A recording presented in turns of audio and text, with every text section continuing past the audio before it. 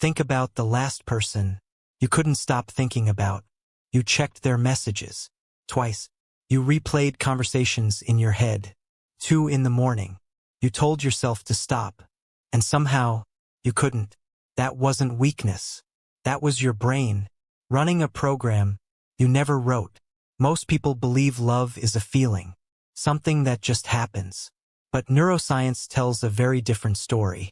Love is a system, built from memory, built from chemistry, built from patterns your brain collected long before you understood relationships.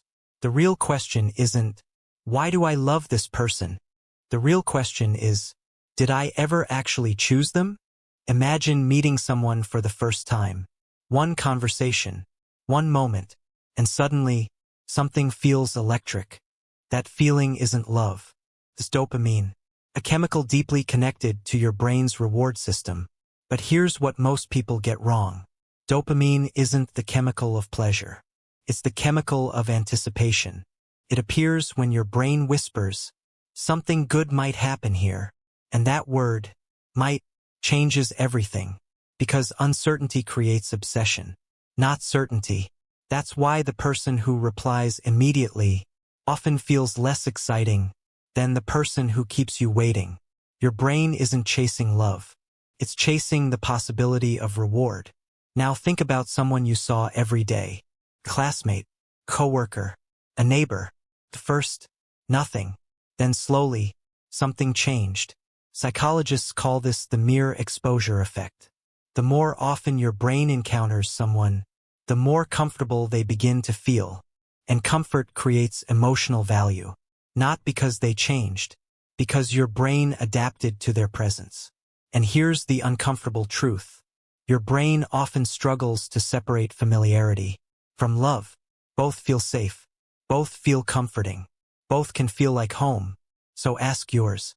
So ask yourself honestly, do I love this person? Or am I afraid of losing something familiar? Now we reach the part most people never think about. Your type wasn't created by accident. When you were young, your brain was watching everything. How affection was shown. How conflicts were handled. How people connected or failed to connect. Every experience left a trace. And over time, your brain built a blueprint, a hidden definition of what love is supposed to feel like. Years later, when someone matches that blueprint, your brain reacts, says, this feels right. But what it really means is, this feels familiar, not healthier, not better, just familiar. Now combine all three. Dopamine saying, this could become something. Familiarity saying, this feels safe. And childhood patterns saying, this feels like home. When one person activates all three at once, the experience can feel overwhelming, can feel destined, like the universe brought them to you.